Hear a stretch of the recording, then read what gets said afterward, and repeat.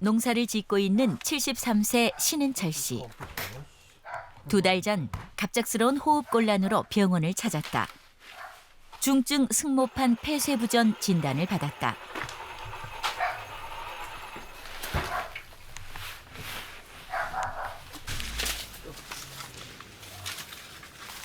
최근엔 숨이 차 눕지 못할 정도로 증상이 악화된 데다 객혈 증상까지 보이고 있다.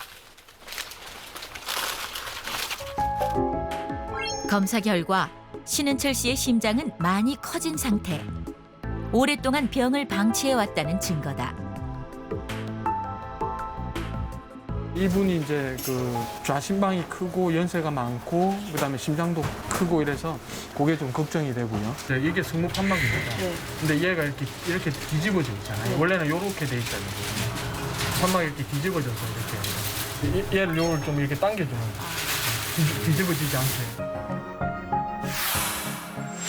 판막 성형술은 먼저 병든 판막 부분을 제거한 뒤 주위에 건강한 조직과 이어붙여 문제가 되는 부분을 교정하는 수술법이다. 마지막으로 문틀 역할을 하는 부위에 링을 끼워 앞으로 판막 구조가 변형되는 것을 방지해준다. 판막 질환의 수술은 손상된 판막을 조직 판막이나 기계 판막으로 교체하는 판막 치환술과 함께 고장난 자신의 판막을 고쳐 쓰는 성형수술이 있다.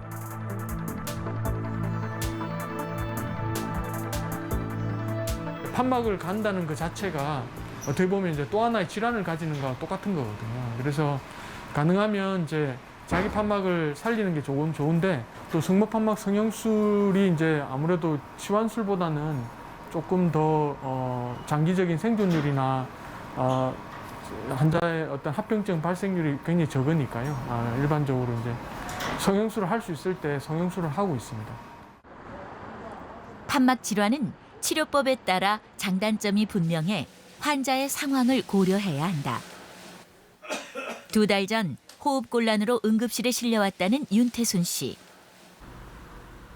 심부전 증상이 나타날 정도로 위급했던 시간.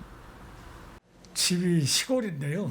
저녁 때 밤나무 밭에서 밤을 따고 주워갖고 내려와서 근데 갑자기 어지러워요.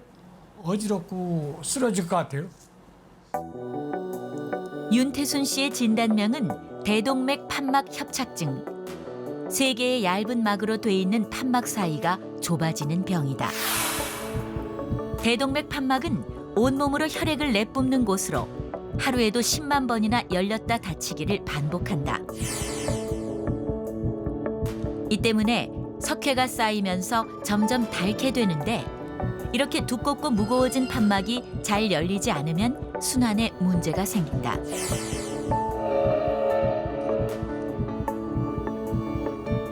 특히 이제 대동맥 판막이나 승모 판막은 압력이 높은 데서 계속 노출이 되기 때문에 시간이 지나면 망가지기 마련이죠. 그냥 많이 쓰면 망가지는 거예요. 관절처럼. 최근 평균 수명이 늘어나면서 72, 80살, 80, 90살 후반까지 늘면서 그 고령대 판막 질환이 늘고 있는 상황입니다.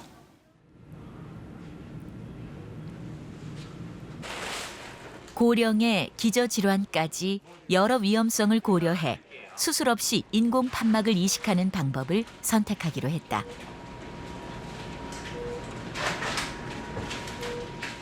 과거에는 이런 병들이 대부분 고령의 환자들한테 생겨서 치료를 받지 않고 하는 경우가 많았는데 이렇게 수술하지 않고 주사 바늘로 혈관을 찔러서 가슴 열지 않고 시술로 살 수 있는 방법이 개발되었고 탑이라고 합니다.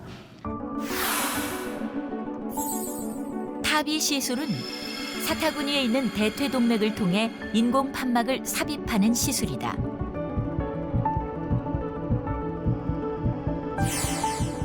먼저 얇은 관을 통해 대동맥 판막을 넓히기 위한 시술 풍선을 이동시킨다. 풍선을 이용해 좁아진 대동맥 판막을 확장시킨 뒤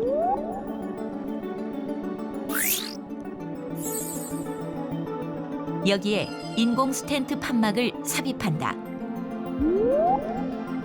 이렇게 퍼지고 나면 스텐트 안에 있던 판막이 열렸다 닫혔다 하며 기존의 판막 역할을 대신한다. 전신 마취나 인공 심폐기가 필요 없어 고령의 환자들도 큰 부담 없이 치료받을 수 있다. 인공 판막 스텐트가 펴지자 좁아져 있던 대동맥 판막 입구가 넓어진 것을 볼 수 있다.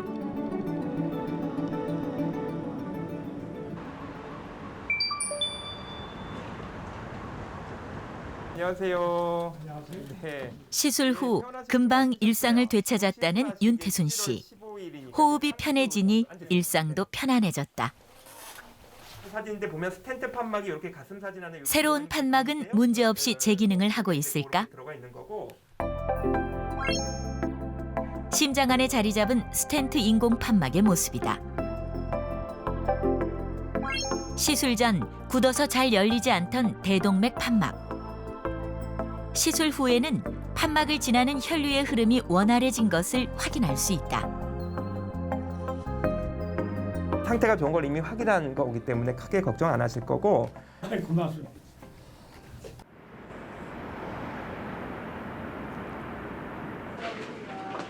2005년 조직 판막 치환술을 받았다는 김은진 씨. 그런데 8년 전 조직 판막이 수명을 다해 기계 판막을 이식하는 재수술을 받았다. 제가 이제 수술을 하고 항응고제를 먹기 때문에 그 약에 대한 수치를 재야 돼요, 항상. 보통은 한 달에 한 번씩 병원에 오는 날 재고 그러고 있어요. 재수술이 곧 완치를 의미하는 건 아니다. 한 달에 한 번 피검사를 위해 계속 병원을 찾는다.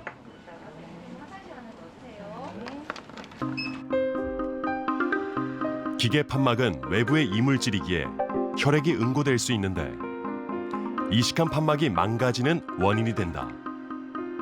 때문에 평생 항응고제를 복용하며 혈액 응고 수치를 조절해줘야 한다. 안녕하세요. 네, 안쪽으로 앉으세요. 혈액 검사 수치가 나오면 이 결과에 따라 매일 먹어야 하는 항응고제의 용량이 달라진다.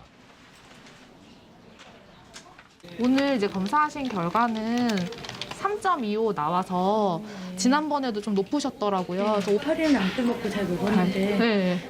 코로나 그러게요. 걸려서 그 코로나 이제 걸리시고 감기약이나 이런 거 드시면서 수치가 오르는 경우가 좀 있기는 해요. 문제는 이제 와파린이 다른 약물이라던가 음식이라던가 이런 것 때문에 약효가 변동이 쉽게 생기기 때문에 주기적으로 이제 피 검사를 해서 오늘처럼 좀 이렇게 치료 범위에서 벗어났을 때는 그 원인을 파악을 하고 원인을 교정을 하거나 아니면 와파린 용량을 조절해서 다시 잘 범위 안에 들 수 있도록 하는 게 필요합니다.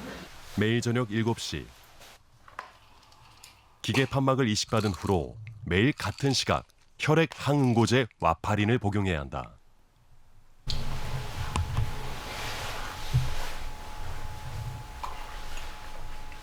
혹시나 놓칠까 알람도 설정해놨다. 평생 이제 약을 같은 시간에 먹어야 되는 게 있고 그래서 수치를 계속 맞춰야 되는 게 있어요. 매일 챙겨 먹는다는 게 쉬운 일이 아니잖아요. 놓친 적도 많아요. 그건 놓친 거고 어쩔 수 없이 그냥 그 다음부터 맞추는 거죠. 뭐 어디 이렇게 다쳤을 때 응고가 잘 안 되니까 피가 좀 다른 사람보다는 한참 지혈해야 되고 다치면 안 되고 그래서 제가 선생님이 운전하지 말라고 하셨어요. 혹시 사고 나면 안 된다고. 약을 먹게 되면서 외식도 쉽지 않다.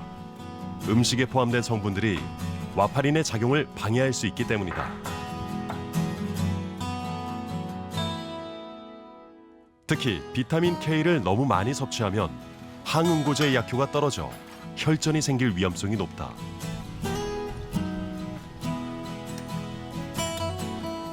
냉장고에 붙여놓고 항상 참고를 하고 있어요. 대충.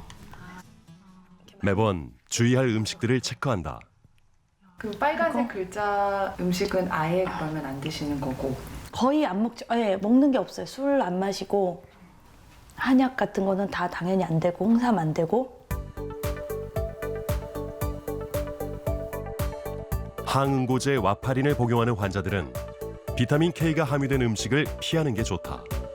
브로콜리, 아보카도 등 몸에 좋은 녹색 채소는 비타민 K가 다량 함유된 음식. 녹즙도 예외가 아니다. 콩으로 만든 식품들도 피해야 할 음식이다. 대표적인 건강식품 낫또와 청국장은 금기 식품 중 하나다. 원치가 없고 원치는 내 판막을 살려서 쓰고 그게 오래가면 그게 원치가 되겠죠. 하지만 내게 아니고 다른 것이 들어와서 몸에 들어앉은 순간 그때서부터는 큐어라고 하는 완치의 개념이 아니라 케어 내지는 컨트롤이라고 하는 관리의 개념으로 넘어가는 거예요. 또 수술을 받아서 뭔가를 내 심장 속에 해놓은 단계가 되면 그때서부터 내 몸을, 내 심장을 평생 관리해야 되는 거예요.